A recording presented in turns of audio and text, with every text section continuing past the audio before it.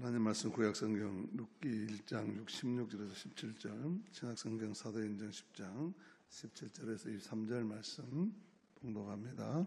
하나님의 말씀입니다. 경청하십니다. 룻이 이르되 내게 어머니를 떠나며 어머니를 따르지 말고 돌아가라 강권하지 마옵소서. 어머니께서 가시는 곳에 나도 가고 어머니께서 머무시는 곳에 나도 머물겠나이다. 어머니의 백성이 나의 백성이 되고 어머니 하나님이 나의 하나님이 되시리니 어머니께서 죽으시는 곳에서 나도 죽어 거기 묻힐 것이라.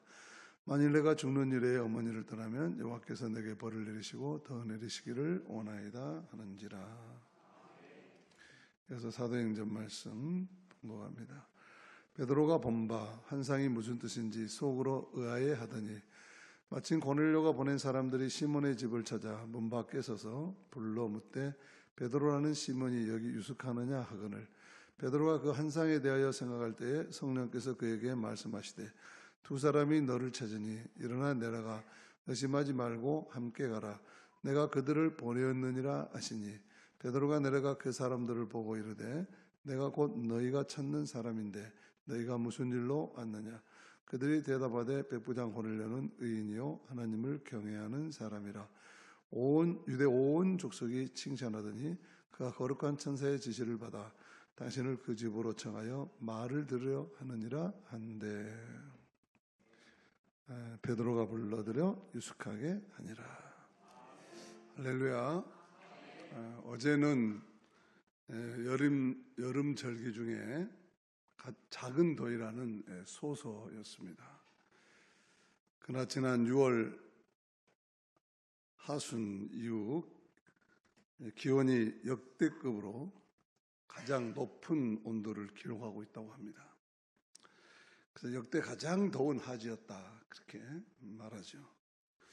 앞으로도 우리는 계속해서 역대급 또는 기록적이라는 날씨 보도를 자주 듣게 될 것입니다. 기후위기의 시대를 우리가 실감하고 있는 것이죠. 그렇다면 귀향에 우리의 믿음과 소망과 사랑과 기도도 역대급으로 강해져야 하겠습니다. 이 후덥지간 세상을 거뜬히 이겨낼 수 있도록 우리들의 신앙의 기록적인 역사가 드러나기를 축복합니다. 한 해의 절반을 후딱 살았습니다. 참 빨리도 지나갑니다. 7월의 첫 주일은 오늘은 맥주 감사 주일로 지키는 날이죠. 일종의 초여름에 지키는 추수 감사 절기라고 보면 되겠습니다. 교회 처음 나오신 어느 분이 맥주 감사 주일이라는 말을 듣고 혼자 막 웃더랍니다. 맥주라는 말을 맥주로 잘못 들은 것입니다. 교회가 맥주를 주신 하나님께 감사하는 절기를 다 지키는구나. 이 교회 오기 참 잘했다. 시원한 치맥을 좋아하는 내 취향이다. 그렇게 생각했다고 하는 것입니다. 그러나 사실 요즘 도시에서 사는 우리가 맥주 감사주의를 지키는 것은 보리수학 때문만이 아닙니다. 절기를 지키라는 하나님의 말씀에 순종코자 하는 것이죠. 감사절기는 지난날 베풀어 주신 하나님의 은혜에 감사하는 것은 물론이고 앞으로 살아갈 날 동안 함께 해 주실 하나님의 은혜에 미리 감사하는데 그 뜻이, 그 의미가 있다 하겠습니다. 맥주절은 칠칠절 또는 오순절이라고 부릅니다. 이스라엘 백성들이 애굽의 식민지 노예 생활에서 해방된 절기인 6월절부터 7주간이 지났다고 해서 칠칠절이라고 하고 6월절부터 헤아리면 50일째, 7절에서 49에서 50일째 되는 날이라고 해서 오순절이라 하는 것입니다.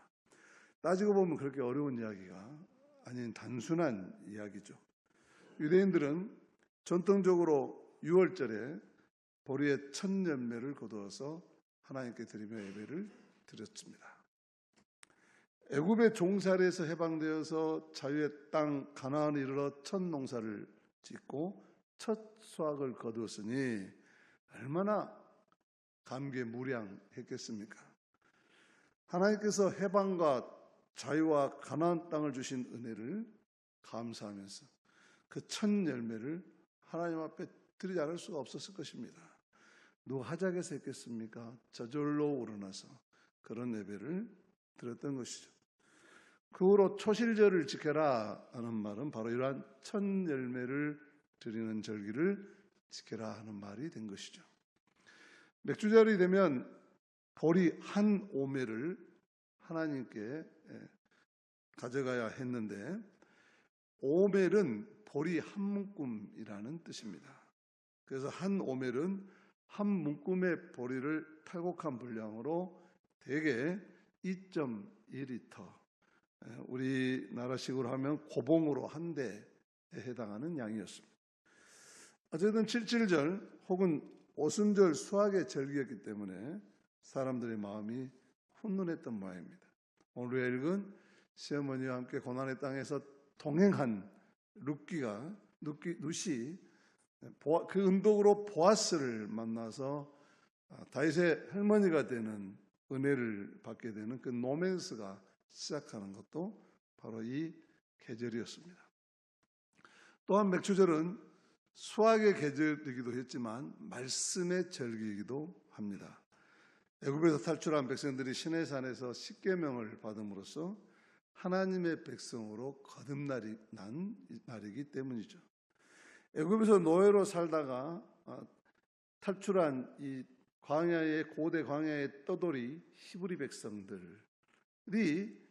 이 시내산에서 하나님 야훼와 거룩한 언약을 맺음으로써 내가 너희들 하나님 되어줄게, 너희들은 나의 백성이 되어라 하는 이 계약으로 한 나라가 탄생하게 된 것입니다. 그들은 이제 제사장의 나라 거룩한 백성이 되라는 소명을 받은 것이죠.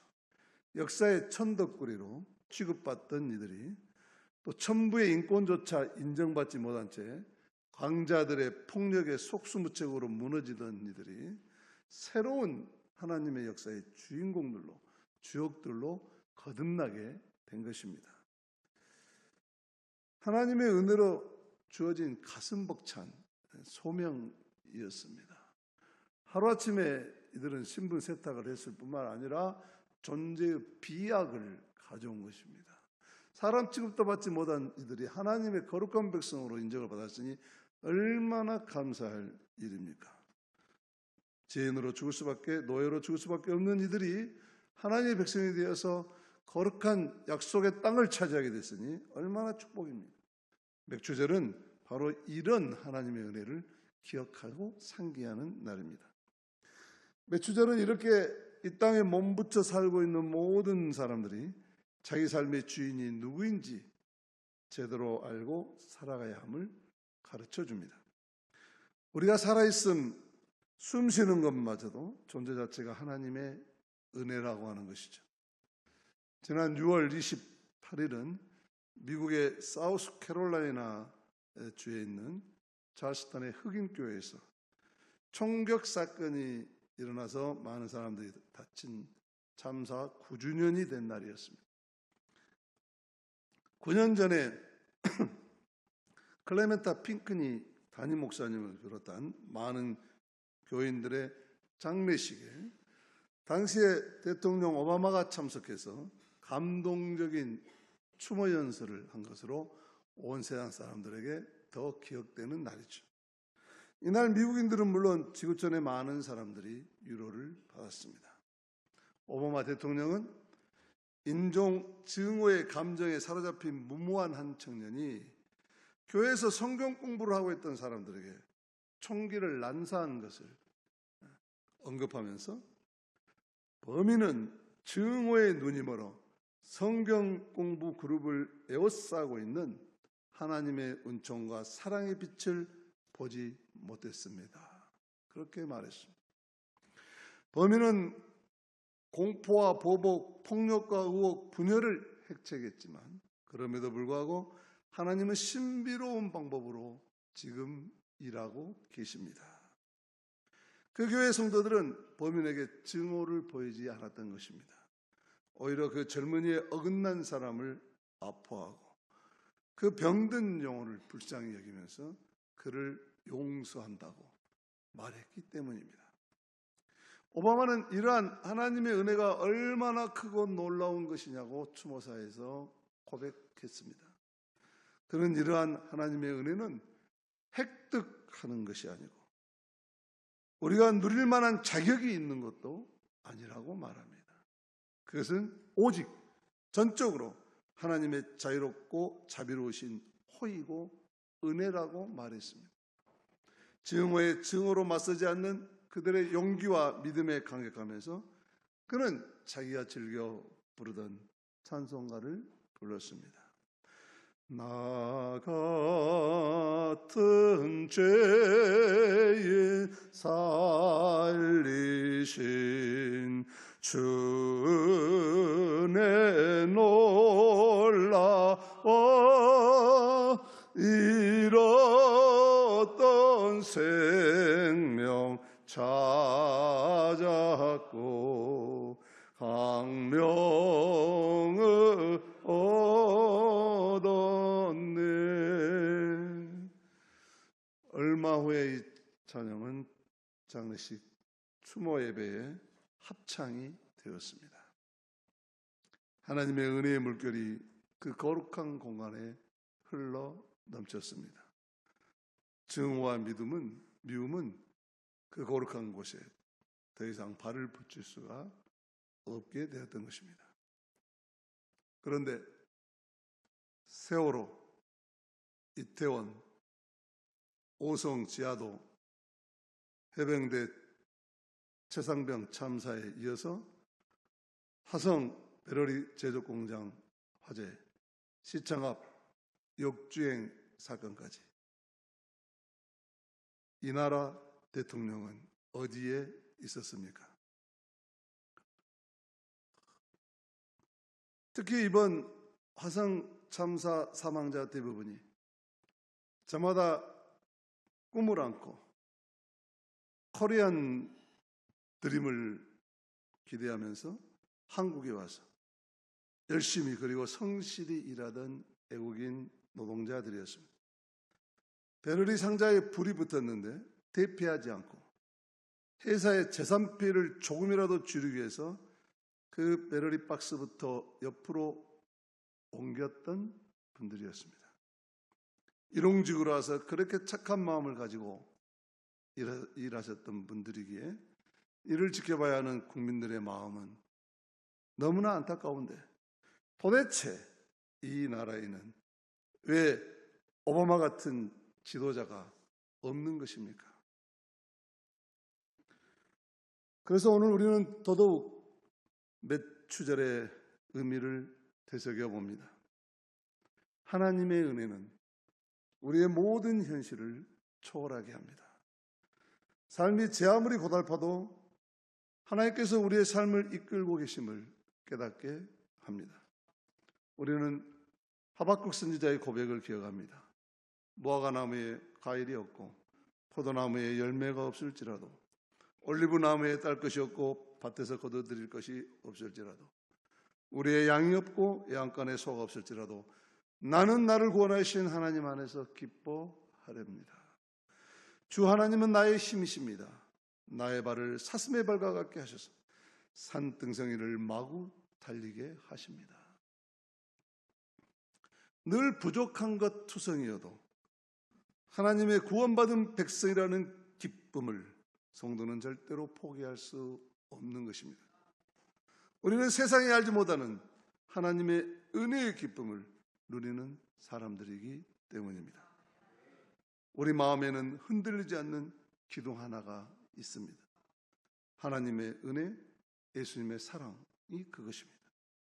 기둥이 바로 서면 어떤 인생의 무게가 얹혀져도 무너지지 않는 법입니다. 주님의 은혜와 사랑이 우리와 함께 하십니다. 맥주절은 바로 이런 사실을 다시 되새기는 절기입니다. 당신들은 이집트에서 종살이하던 것을 기억하고 이 모든 규례를 어김없이 잘 지키십시오. 신명기 법전의 약속입니다. 흔히 사람들은 살림살이가 좀 나아지면 구질구질하던 시절의 기억을 다 씻어내고 싶어 하죠. 가식적 소비를 통해서 자기 속에 있는 열등감을 지워보려고 합니다. 그래서 어느 신학자는 살림살이 도구를 바꾸는 순간 사람들은 하나님까지도 바꾸고 만다 그랬습니다. 형편이 좋아지니까 하나님을 믿는 믿음도 달라지더라 하는 이야기죠. 이게 어쩔 수 없는 인간입니다. 그러기에 자꾸만 오만해지기 쉬운 자기 마음을 하나님께로 가져가야 하는 것입니다. 일렁이는 버릇이 있는 물은 바다에 이르러야 고해진다고 합니다. 오늘 우리가 누리고 있는 모든 것들이 하나님께로부터 온 것임을 자각할 때 우리의 삶은 비로소 건강해질 것입니다. 우리 앞에 열리는 또 다른 절반의 날들이, 한 해의 날들이 주님의 은총을 더욱 깊이 자각하는 나날이 되는 맥주감사절기가 되시기를 축복합니다. 오늘 말씀은 지난주에 이어서 베드로가 고넬료가 보낸 사람들을 맞이하는 장면이죠. 이 장면은 이어지는 역사적인 만남, 베드로와 고넬료의 만남의 소곡이기도 합니다. 이 둘의 만남이 역사적인 것은 이 두 사람은 절대로 만날 수가 없는 사람이었는데, 한 사람은 식민지 주둔 부대의 장교고 하나는 식민지 백성이고 만날 수가 없어요. 그런데 하나님께서 각각 환상으로 설득했다는 것이고, 또 하나님은 두 사람을 만나게 하심으로 예수 그리스도의 복음이, 저 갈릴리 깡촌에서 시작한 이 복음이 온 세계로 퍼져나가도록 하는 계기가 되었다 하는 것입니다. 고넬료 가정의 선교는 이방인 선교의 결정적인 전환점이 됩니다. 식민지 주둔군 로마 군대의 장교인 이방인 고넬료가 구원받은 사건은 교회에 큰 충격을 주었고 초대교회 선교 정책이 바뀌는 계기가 되었습니다. 그런 점에서 오늘 이 사건을 역사적 사건이라 부릅니다. 영어에서도 실제 역사를 의미하는 historical과 역사적으로 중요한 것을 의미하는 historic으로 구분합니다. 실제 일어난 똑같은 사건이지만 그 무게가 다릅니다.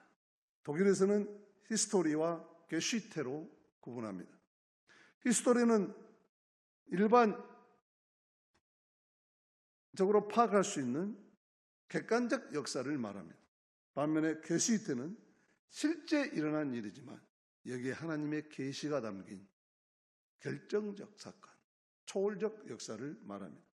예를 들면 예수님의 탄생, 부활, 성령 강림 사건, 사울의 다메섹 도상의 변화, 루터의 종교개혁 등이 그 대표적인 것이고, 오늘 여러분들이 예수 믿고 이 더운 날 이 자리에 앉아 있는 것도 개수이태적인 사건입니다. 이처럼 구분하는 이유는 동일한 역사의 사건이지만 그 무게가, 역사적 무게가 다르기 때문이죠. 우리나라는 직지심체 요절이라는 세계 최초의 금속 활자를 만들어냈다고 자랑합니다.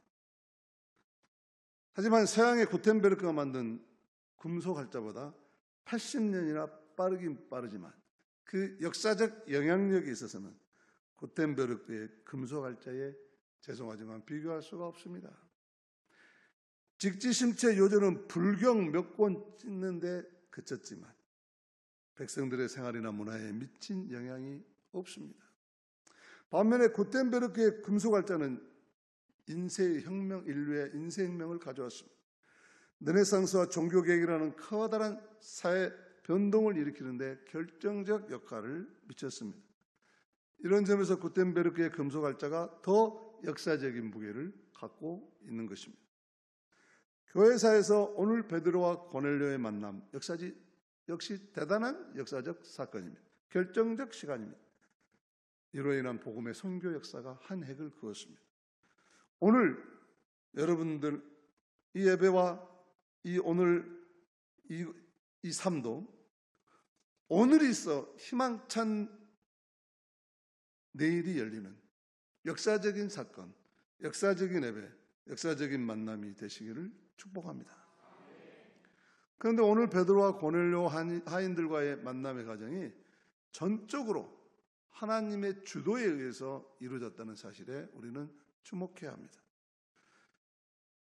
하나님의 인도하심은 환상 또는 비전이라는 형식을 통해 나타난 것입니다. 이미 앞서서 가이사랴에 있던 고넬료에게 주의 천사가 환상 중에 나타나서 베드로가 요바에 왔다, 가서 만나라 하고 지시를 내립니다. 그리고 이튿날 요바에 있던 베드로에게는 부정한 음식이 내려오는 환상을 보여줍니다. 베드로는 이 환상에 대해서 그 뜻이 무엇인지 몰라서 의아해하고 곰곰이 생각했다고 오늘 말씀을 읽었습니다.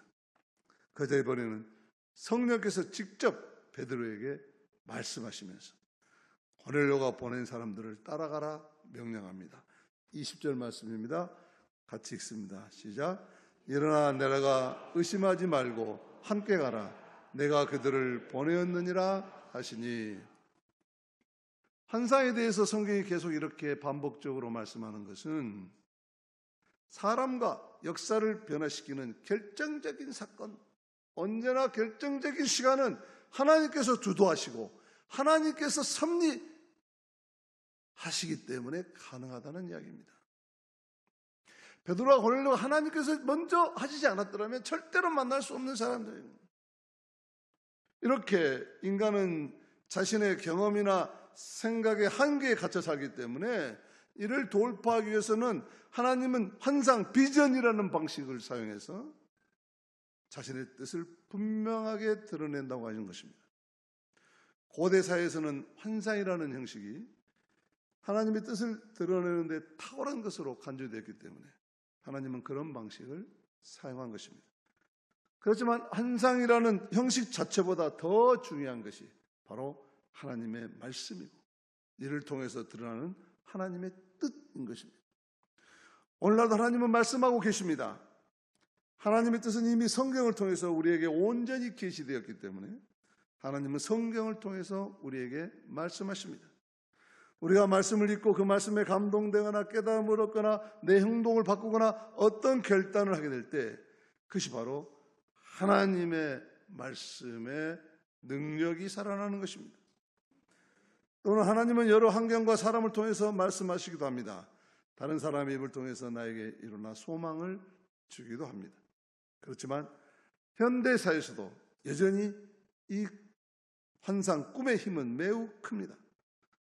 우리가 인생의 중요한 결정이나 결단을 할 때 그것이 단순한 이성적인 어떤 추론에 의해서만 이루어지는 것이 아닌 것을 압니다.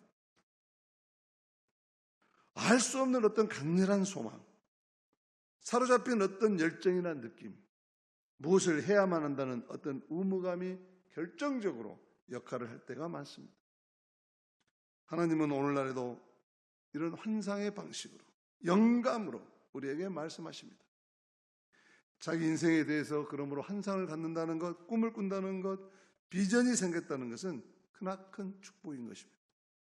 확신 있게 인생을 살아낼 수 있고 달려갈 수 있기 때문이죠. 어거스틴의 어머니 모니카는 어거스틴을 위해서 눈물로 기도하다가 한 꿈을 꾸었습니다. 나무로 된 반듯한 잣대 위에 자기 자신이 혼자 서 있는 겁니다. 그때 어떤 천사가 그에게 와서 말합니다. 당신의 아들 어거스틴도 당신과 함께 이 자리에 서게 될 것입니다. 이 말이 끝나자마자 모니카는 깨어나서 이 꿈을 붙들고 기도하기 시작했습니다. 그로부터 9년이 지난 다음 9년 동안 자기 아들과 자기 자신이 함께 그 잣대에 서 있는 꿈, 그 꿈을 붙잡고 천사가 준 그 환상을 붙잡고 비가 오나 눈이 오나 아침 저녁으로 간절히 절망하지 않고 붙잡고 기도했던 이 9년 후 드디어 어거스틴은 어머니를 찾아와 회심하게 됩니다. 그리고 이 꿈대로 어거스틴은 중세교회에 진리의 잣대를 세우는 위대한 종이 되었던 것입니다. 오늘 여러분에게도 하나님께서 환상으로 말씀해 주시기를 축복합니다. 우리 교회를 향한 환상이 주어지기를 축복합니다. 그래서 사랑과 인생, 삶과 역사를 바꾸는 환상, 이 비전이 하나님의 은혜로 허락되시기를 축복합니다. 오바마가 불렀던 Amazing Grace, 노예 상인이었던 존 누턴이 하나님의 은혜로 회심을 경험하고 지은 찬송가였습니다. 오늘도 맥주 감사 예배를 드리는 여러분들에게 우리의 삶과 인생을 바꾸는 놀라운 환상과 비전을 보게 되시기를 축복합니다.